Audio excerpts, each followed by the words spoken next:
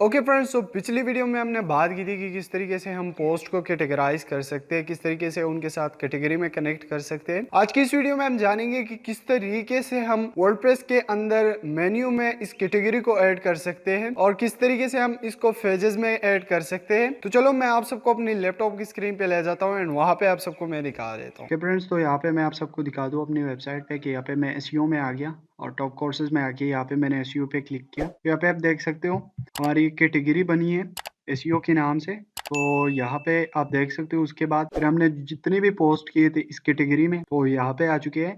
तो किस तरीके से हम कैटेगरी को मेन्यू में ऐड कर सकते हैं वो आज की इस वीडियो में देख लेते हैं। इसके लिए मैं यहाँ पे डैशबोर्ड में आ जाता हूँ। डैशबोर्ड में आके यहाँ पे मैं पेरेंट्स में आऊँगा।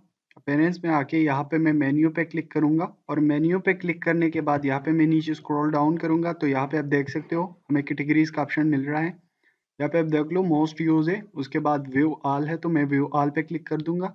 यहाँ से हमारे पास ऑन पेज एसईओ है तो हम इसको ऐड मेन्यू पे क्लिक करेंगे और ये हमारे साथ मेन्यू में ऐड हो जाएगी। यहाँ पे अभी क्या करेंगे कि हमें यहाँ पे इसको भी टॉप कोर्सेज के नीचे ले जाना है।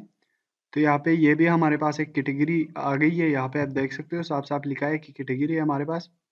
उसके बाद आपको क्या करना है कि यहाँ पे सेव मेन्यू पे क्लिक करना है एंड सेव मेन्यू पे क्लिक करने के बाद यहाँ पे मैं आप सबको दिखा दूँ अपना वेबसाइट रिफ्रेश करके। तो यहाँ पे देखो मैं आ चुका हूँ। यहाँ पे अनफेज एसईओ की जो कैटेगरी है वो हमारे पास पेज मेन्यू में ऐड हो गई है।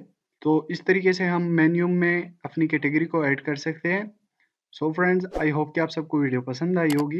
अगर वीडियो थोड़ी सी भी अच्छी लगी है तो वीडियो को लाइक एंड चैनल पर नए हो तो लाजमी से सब्सक्राइब कर दो। Thanks for your watching.